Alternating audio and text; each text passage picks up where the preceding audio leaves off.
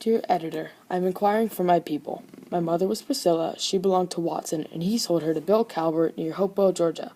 We lived near Knoxville. My name was Betty Watson. I left her when I was 3 years old. I am now 55 years of age. I take and read the word Southwestern. It is food for my soul. I am anxious and will be glad to hear something of my mother or my brother, Henry. Someone help me.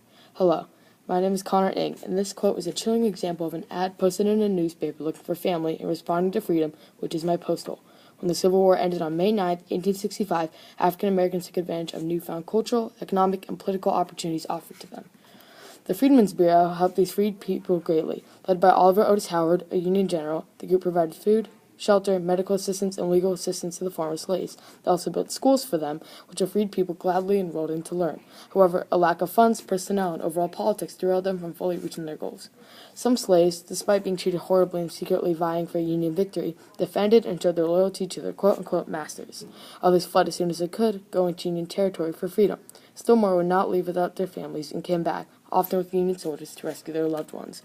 Despite newfound rights and freedom, hundreds of thousands of freed slaves died. The reasons for this vary anywhere from starvation to contagious diseases. Nearly a quarter of the 4 million freed slaves either died or were affected by these diseases from 1862 to 70. The Union soldiers who had fought for them often neglected them. The 15th Amendment was crucial for African American rights, stating, "The right of citizens of the United States to vote shall not be denied or abridged by the United States or by any state on account of race, color, or previous condition of servitude." This amendment allowed blacks to vote, which changed course in many elections. During the election of Grant in 1866, they, using their new alliance with carpetbaggers and scalawags, had a major role and tipped the scales in Grant's favor by voting. Carpetbaggers were recently arrived Northerners who made up 1/6 of the electorate, and scalawags, who were Southern white Republicans, had 1/5, and the groups together were able to have great influence. After the Civil War, many former slaves put in a claim for 40 acres and a mule that was promised to them.